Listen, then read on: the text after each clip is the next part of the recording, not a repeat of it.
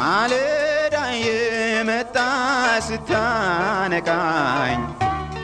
እንደምን አደራችሁ ክቡራትና ክቡራን የምፅዓቱ አዋጅ ነጋሪ አገልግሎት አድማጮቻችን፣ ሰላም ለእናንተ ይሁን። የማለዳ ቁርሳችንን አሁን ጀምረናል። አዘጋጅ እና አቅራቢ ፓስተር አለማየሁ ነሞ። መልካም ጊዜ ሆነላችሁ። ከሕይወት ምንጭ ውሃ ስታረካኝ። ሰላም ጤና ይስጥልን። እንደምን አደራችሁ።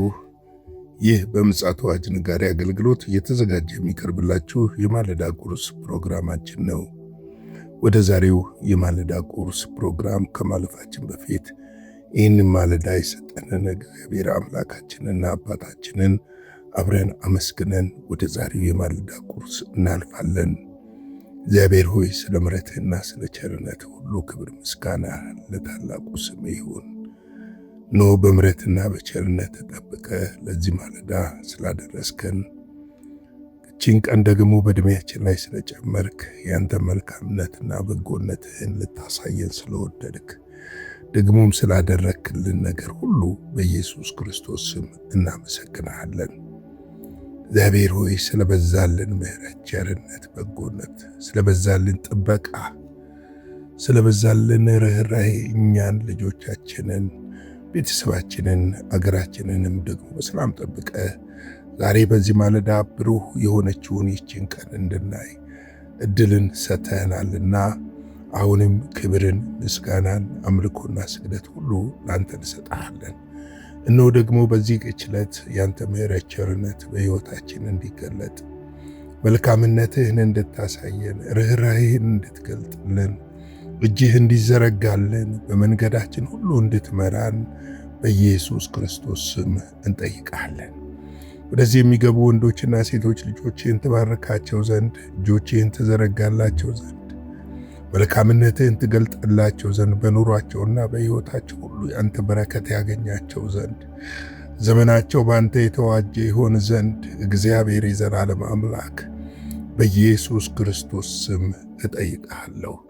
እጅህ እንድትዘረጋ፣ ያቺ መልካሚቱ እጅህ፣ በቀራንዮ መስቀል ላይ የቆሰለችው እጅህ፣ በዛች ቁስል እግዚአብሔር ሆይ በተለያየ ሕመም ላይ ያሉትን ትዳስሳቸው ዘንድ፣ እግዚአብሔር ሆይ ትፈውሳቸው ዘንድ፣ በእርሱ ቁስል ተፈወስን እንደሚል ቃልህ እንዲሁ ቃልህ በሕይወታቸው ላይ ይሠራ ዘንድ በኢየሱስ ክርስቶስ ስም እጠይቃለሁ።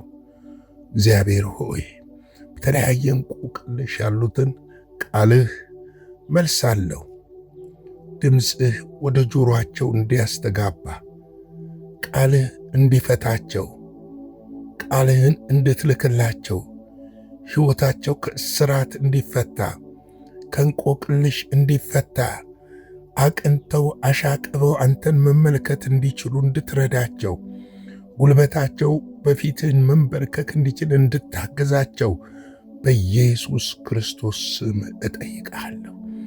እጅህን እንድትዘረጋላቸው፣ የምሕረት እጆችህ እንዲዘረጉላቸው፣ የይቅርታ እጆችህ እንዲዘረጉላቸው በኢየሱስ ስም እጠይቃለሁ። በጨለማ ያሉት፣ በእስራት ላሉት፣ ግራና ቀኛቸውን ለማያውቁ፣ ያንተ የመዳን ምስጢር ላልገባቸው፣ የፈሰሰላቸው ያንተ ደም ስለ ኃጢአታቸው የሚማልደው ቅዱስ ደምህ ለነሱ ስላልገባቸው፣ ዛሬ ዓይኖቻቸው ከተጋረደበት፣ እግዚአብሔር ሆይ ልባቸው ከታወረበት እንድትፈታቸው፣ ወደ ብርሃን እንድታመጣቸው፣ የመስቀሉን ፍቅር እንድትገልጥላቸው በኢየሱስ ስም እጠይቃለሁ።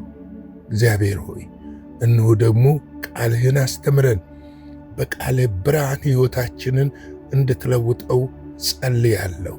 ሁሉ ለስምህ ክብር ይሁን። በዚህ ማለዳ ቃልህ የተባረከ ይሁን። በኢየሱስ ጌታ ድንቅ ስም አሜን።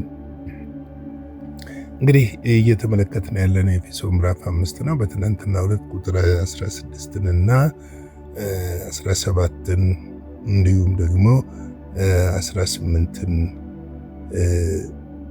17 ድረስ ነው ለመመልከት የሞከርነው።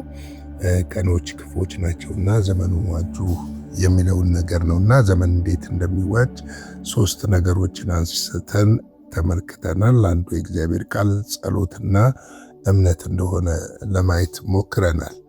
እንግዲህ እነዚህ ነገሮችን በቀላሉ መመልከት እንደሌለብንም ለማየት ሞክረናል እና ቀኖች ክፋታቸው በጣም ቀኑ እየጨመረ ወደ ክርስቶስ ኢየሱስ ምጽአት እየቀረብን በመጣን ቁጥር የቀኑ ክፋት እየጨመረ ይሄዳል። አንድ ቦታ ላይ ጌታ ኢየሱስ ክርስቶስ የቀኑ ክፋት ለራሱ ይበቃዋል ብሎ ተናግሯል እና እኛ ያንን ነው እየዋጀን እያሸነፍን መሄድ የለብንና ለዛ ደግሞ የሚሆን ጸጋ የመንፈስ ቅዱስ ኃይል ተሰጥቶናልና ከኛ ጋር ያለው በዓለም ካለው ስለሚበልጥ ከኛ ጋር ያለው ደግሞ ብርቱ ስለሆነ እርሱ ለረፍት ስለጠራን በዚህ ክፉ ቀናቶች እንድንጨነቅ የማይፈልግ አምላክ እንደሆነ ተረተን ከእርሱ ጋር የተጣበቀ ሕይወት ሊኖረን ይገባል የሚለውን ለማየት ሞክረናል። በመቀጠል የተመለከትነው እንግዲህ ስለ ጌታ ፍቃድ ነው። የጌታን ፍቃድ እንድናስተውልና ሞኞች እንዳንሆን በዚህ በዘመን መጨረሻ በሕይወታችን ሊሆን ይችላል፣ በኑሯችን ሊሆን ይችላል፣ በአገልግሎታችን ሊሆን ይችላል፣ በምድራችን ሊሆን ይችላል፣ በዓለም ላይ ሊሆን ይችላል። የጌታ ፍቃድ ምንድን ነው የሚለውን ነገር ደግሞ መፈተሽ ያስፈልጋል። ምክንያቱም እኛ ዞምቢ አይደለንም። ዝም ብለን የምንጓዝ ዝም ብለን እንደው የሆነ ሰው መጥቶ ወደ አስጮኸን የምንሄድ ሰዎች መሆን የለብንም። በእግዚአብሔር ቃል የምንመራ በእግዚአብሔር መንፈስ የምንመራና እግዚአብሔርን ቃል እየመረመርን እያወቅን እየተረዳን የምንሄድ መሆን መቻል አለብን እና አንዱ መጥቶ ተነስቶ በግራ ነው ሲለን በግራ ነው ብለን የምንጮህ መሆን የለብንም። ለምንድን ነው በግራ ያለው የሚለውን መመርመርና መፈተን ያስፈልገናል። እንደ ባለ አእምሮ እንደ አስተዋይ ሰዎች በዘመን መካከል ያለውን የእግዚአብሔርን ፈቃድና ሐሳብ ተረድተን የምንራመድ ሰዎች ልንሆን ያስፈልጋል ብዬ አስባለሁ። እንግዲህ የእግዚአብሔር ፈቃድ ብርቱና ጽኑ ነች። ይህንን በደንብ ልናውቅ ያስፈልጋል። የእግዚአብሔር ፈቃድ በፍጹም በምድር ላይ ሳትፈጸም ወደ እርሱ አትመለስም። ኢሳይያስ ላይ እንደዛ ይለናል። የእግዚአብሔር ቃል ይነግራል። ካፌ የወጣው ቃል ያሰብኩትን ሳላደርግ ሳልሰራ ሳይፈጽም እንዲሁ በከንቱ ወደ እኔ አይመለስም ብሎ ይናገራልና እግዚአብሔር ፈቃድን ማወቅ ትልቅ ነገር ነው። በክርስትና ሕይወታችን ውስጥ በእኔ ላይ ያለው ዓላማ ምንድን ነው? ምንድን ነው የሚፈልገው እግዚአብሔር ከኔ ከእናንተ ከሁላችን? ምንድን ነው ፈቃዱ በእኛ ላይ ማድረግ የሚፈልገው የሚለውን ነገር በደንብ ማየት ያስፈልጋል። እንግዲህ እግዚአብሔር ፈቃድ በጎ ደስ የምታሰኝ ነች። እግዚአብሔር ፈቃድ እኛን ወደ ዘላለም እረፍት መምራት ነው። የእግዚአብሔር ፈቃድ እኛን መባረክ ነው። ሕይወታችንን በምጥ ውስጥ በጭንቅ ውስጥ እንዳናልፍ መልካምነቱን እያየን በመልካምነቱ እየተመራን በመልካምነቱ ደግሞ እየተባረክን እንድንኖር እግዚአብሔር በጎ ፈቃዱ ነው። ምክንያቱም ሲጠራን እናንተ ደካሞች ሸክም የከበደባችሁ ኑ ወደ እኔ ኑ ብሎ እኔ ምን አደርጋችኋለሁ ነው ያለ፣ አሳርፋችኋለሁ ነው ያለ። ሸክም ጭንባችኋለሁ አይደለም። የኔ ቀንበር ምንድነው አለ፣ ለዚህ ብለው ቀሊል ነው አለ። ከኔ ተማሩ እኔ በልቤ የዋህ ትሑት ነኝ ብሎ ነው የተናገረው። እንግዲህ ከክርስቶስ ኢየሱስ የዋህነትና ትሕትናን እየተማርን የእግዚአብሔር በጎ ፍቃድ በሕይወታችን ላይ እንዲፈጸም ማድረግ መቻል አለብን። ጌታ ኢየሱስ በምድር በነበረ ጊዜ ሲጸልይ ያስተውላችሁት ከሆነ አባት ሆይ የኔ ፍቃድ ሳይሆን ያንተ ፍቃድ ይሁን ሲል ብዙ ጊዜ ሰምተነዋል። እንግዲህ የእግዚአብሔር ፍቃድ በሕይወታችን እንዲሆን ራሳችንን ደግሞ ሁሉ ነገራችንን አሳልፈን መስጠት መቻል አለብን። ብዙ ጊዜ የእግዚአብሔርን ፍቃድ በሕይወታችን እንዲሆን እንፈልጋለን። ነገር ግን ፍቃዱ አንዳንዴ ደግሞ ሻካራ በሆነ መንገድ ላይ ሊያሳልፈን ይሆናል።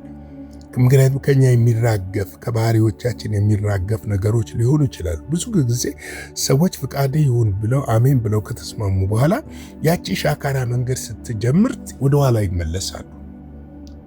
ምክንያቱም ያቺ የተናገሯትን የእግዚአብሔር ፍቃድ ትሁን ያሏትን ነገር እንድትሆን ወይም ደግሞ የእግዚአብሔር ፍቃድ በሕይወታቸው ላይ እንዲፈጸም ብዙ ጊዜ አይፈልጉም። ያ ጉዳይ ደግሞ ምንድነው? ከእግዚአብሔር የሚፈልጉት ነገር በሕይወታችን ውስጥ እንዳይሆን ይከለክለዋል።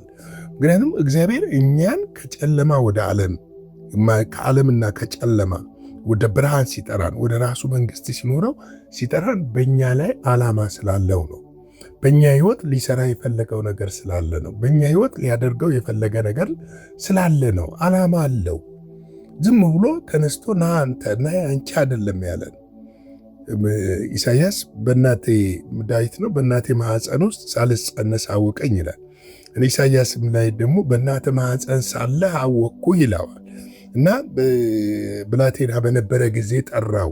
ምን የእግዚአብሔርን ፍቃድ በኤርሚያስ ላይ ሊያረግ ኤርሚያስን እንደዛ በእናት ማህፀን ሳለህ አወቅኩ አለው።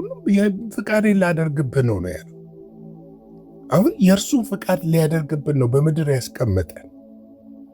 እግረ መንገድ በህይወታችን ላይ የሚመጡ ነገሮች አሉ።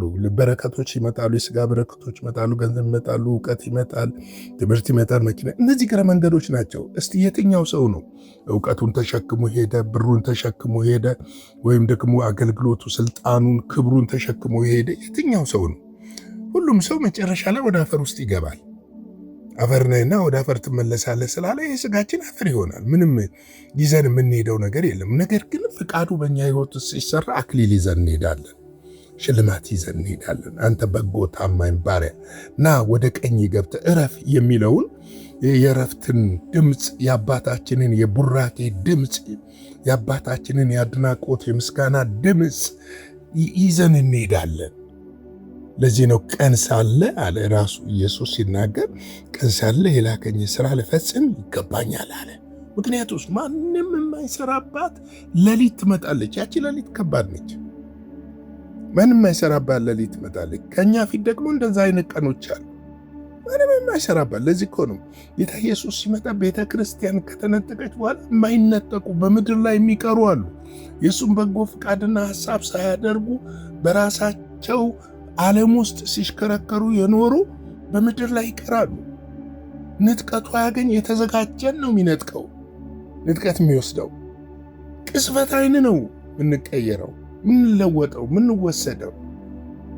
ያን ጊዜ በምድር ላይ የቀሩ መስራት የማይችሉባት ሌሊት ትመጣለች፣ ታላቁ መከራ። ከዛ እንድን ዘንድ ነው ጌታ ኢየሱስ ክርስቶስ እኛን የጠራ። ይህንን በደንብ ልንረዳ ያስፈልጋል ብዬ እላለሁ። እስኪ ቁጥር 18ን ትንሽ እንመልከታት። ቁጥር 18 መንፈስ ይሙላባችሁ እንጂ በወይን ጠጅ አትስከሩ። ይህ ምንድን ነው? መባከን ነው። አሁን ሊትራል ወርዱ ወይን ጠጅ አትጠጡ ወይም ደግሞ በወይን ጠጅ እየሰከራችሁ ማለቱ አይደለም። በጣም የሚገርማችሁ ነገር በከንቱ ነገር ወይም ደግሞ ጊዜያችሁን በሚወስድ ነገር የመንፈስ ቅዱስ ሐሳብና ፍቃድን በማይወክል ነገር በምናምንቴ በዚህ ዓለም አሉባልታና ክፋት፣ ተንኮል አትሞሉ። ከዛ ይልቅ መንፈስ ቅዱስን ሕይወታችሁ ውስጥ ይሙላ እያለን። ምክንያቱም መንፈስ ቅዱስ በሚሞላብን ሰዓት ታላላቅ ስራዎች በእኛ ሕይወት ውስጥ ይሰራሉ። የሚያሰክሩ ነገሮች አሉ በዚህ ምድር ላይ። ነገር ያሰክራል፣ ወሬ ያሰክራል፣ ሐሜት ያሰክራል፣ ጥላቻ ያሰክራል። በዚህ ዘመን ደግሞ ህዝብ በህዝብ ላይ የምትመለከቱት ነው፣ በየሚዲያው የምትሰሙት ነው። አንዱ ተነስቶ በአንዱ ላይ ሰው ነው እኮ። ሁለቱም የአዳም ፍጥረት ናቸው። ሁለቱም ሰው ናቸው። ሁለት ዓይን አላቸው፣ ሁለት እግር አላቸው፣ ሁለት እጅ አላቸው። ምናልባት የሚነጋገሩት ቋንቋ ነው የሚለየው፣ ምናልባት ያደጉበት ስፍራ ነው የሚለየው። ነገር ግን ሁለቱም ምን ያደርጋሉ? አንዱ አንዱን ይጠላል። አንዱን በክፋት ያስበዋል። አንዳንዱ በዘረኝነት ሰክሮ፣ አንዳንዱ በጥላቻ ሰክሮ፣ አንዳንዱ በክፋት ሰክሮ። ወገኖች የተመልከቱ ውስጥ። ስለዚህ እኮ ነው መንፈስ ምን ያደርግባችሁ? ይሙላባችሁ። መንፈስ ሲሞላበት ትሰክናለህ። መንፈስ ሲሞላብህ እግዚአብሔርን ስትመለከት የሰው ልጅ ሁሉ ላንተ እኩል ነው። የእግዚአብሔር ፍጡር ነው። በእግዚአብሔር አምሳል የተፈጠረ ነው። ትወደዋለህ። ባዶ ስትሆን ግን ሌላ ነገር ይሞላብሃል። ነገ እንቀጥለዋለን። ለዛሬ እዚህ ላይ ላብቃና አጭር ጸሎት እንጸልይ። የዘላለም አምላክ እግዚአብሔር ሆይ ስለዚህ ማለዳ ስለ ምሕረትህ ስለ ቸርነት ሁሉ እናመሰግናለን። ክብር ምስጋና ከዘላለም እስከ ዘላለም ለታላቁ ስምህ ይሁን። ተባረክ፣ ከፍ በል። ጌታ እግዚአብሔር ስላስተማርከን ሕያውና ቅዱስ ቃልህ እናመሰግንሃለን። በምሕረትና በቸርነት ስለረዳንም ክብር ምስጋና አንተ ይሁን።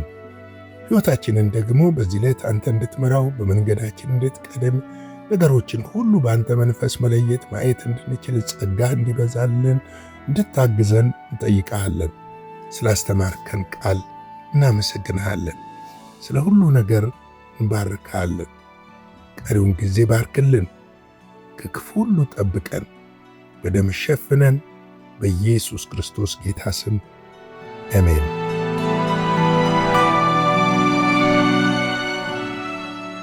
በነበረን የመልእክት ክፍለ ጊዜ እንደተባረካችሁ ተስፋ እናደርጋለን። በነገው ማለዳ በሌላ ዝግጅት እንገናኛለን። መልካም ቀን።